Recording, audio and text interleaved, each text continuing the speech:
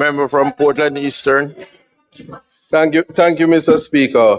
Mr. Speaker, I wasn't going to have this elaborate setup, but then the minister attempted to scandalize the court by saying that the jurors weren't being fed. So I must defend the court to say that they get island grill, and lawyers who can't afford it would like to go and beg, but that would be tampering. So let's set the record straight that the members of the jurors are properly fed, and I see them getting island grill. I'm complaining on behalf of the defense bar. I'm not a part of the jury. That's why I'm complaining. Hopefully the minister will consider that.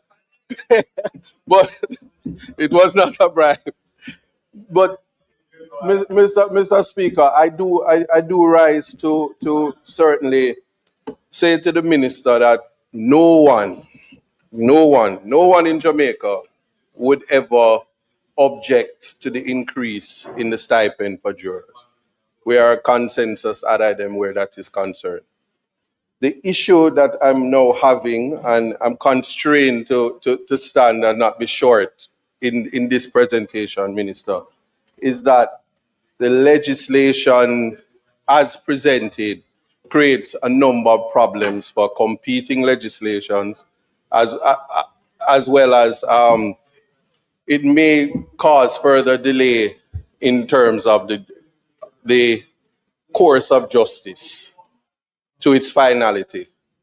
For instance, the amendment as it now stands does not contemplate appeals in relation to decisions by the court. It actually isn't. It isn't, and it isn't for the obvious reason, Minister, that the legislation was somewhat copied from the UK legislation almost in its entirety. We, however, like you said when we were dealing with the other legislation, that we don't have the benefit of some of the other legislations, like their criminal legislation, and as well as we start from the basis of talking about a preparatory hearing. But the reality is we don't have that in our justice system. All we pre-trial and case management hearings are not a preparatory hearing. In fact, preparatory hearings, there is an entire legislation in the UK that deals with that.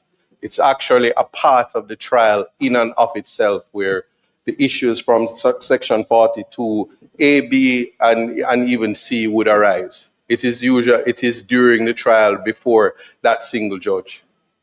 Now, because of that, what also follows then is that we have a serious problem in terms of what the legislation is defining as jury tampering.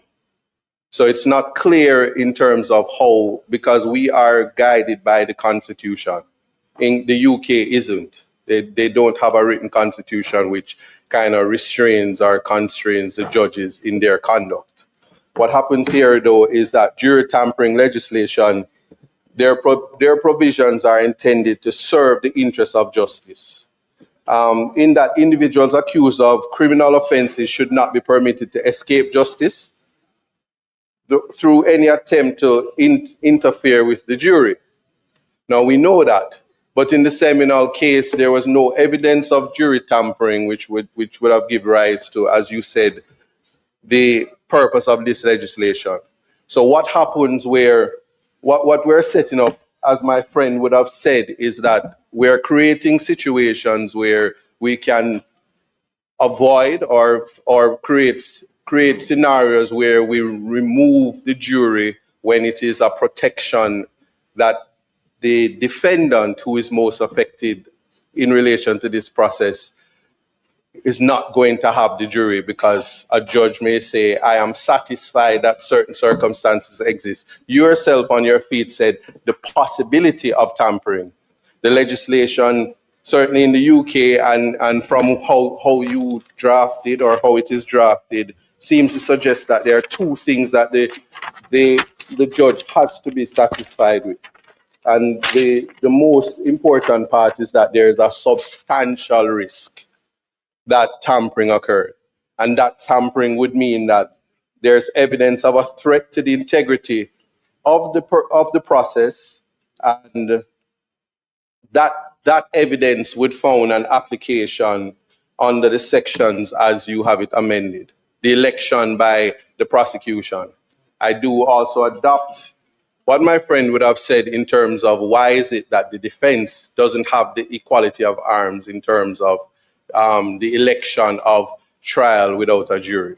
The scenario in this situation is that it may very well be that a defendant is in a particular jurisdiction and feels that when jurors are impaneled, he cannot get a fair trial, and so he wants to elect to opt for the protection of the judge when just before empanelment or something like that, as the legislation reads, and that is taken away from them, and it is also circumventing the Criminal Justice Administration Act. So as it is right now, I could not support this bill as it is to be passed in the House, certainly. Now, the next aspect is that the rationale for the legislation would be that only where there is evidence that the accused is prepared to attack the process, there must be a real and present danger that the jury is also at risk. In the absence of that, the judge actually should not or ought not to have the power to simply say that we're going to elect to have a trial by judge alone. The next thing that is important then is the insertions for the judge. That is the Judicata Appellate Jurisdiction Act. Now, because it is absent, there's nothing in the legislation that sends you to Jaja, or there's no suggestion that the Jaja will actually be amended, which would have language that says, from the refusal of a judge of an application, from an order of a judge under section 42A of the Act, which is made on determination of such an application.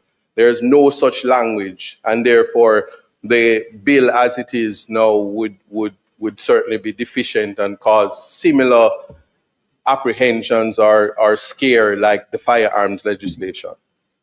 The aspect of the appeal, though, is, and I could ask you the question, while I humbly suggest, is the section, does it provide a right of appeal or a grant of appeal against the order?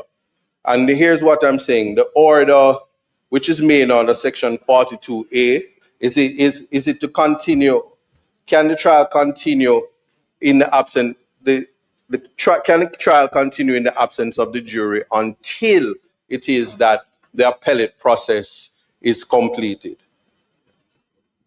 So that is important, because in the UK, that is how the legislation is set up, to say that once the judge announces, as in 42C, informs the defense and the prosecution that I intend to discharge the jury and I'm going to proceed by judge alone. You may make your submissions and then I make my ruling.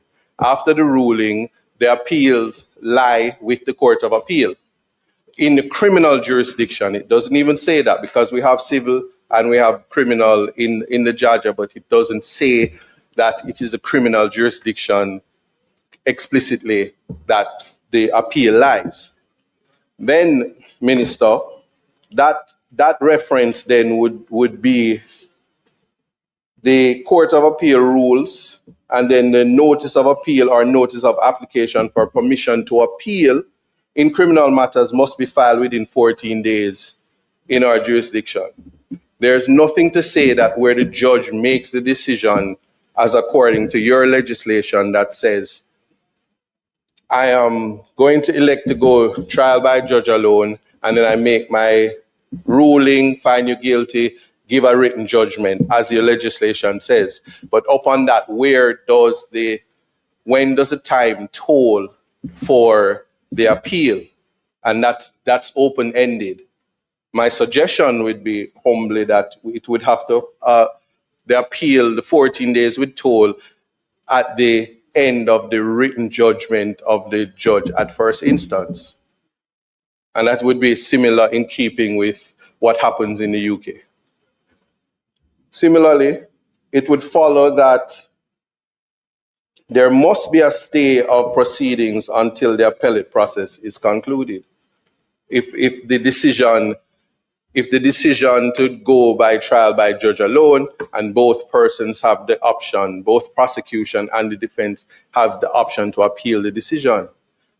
At the point where we have a stay, Minister, you did say that we're trying to be more efficient.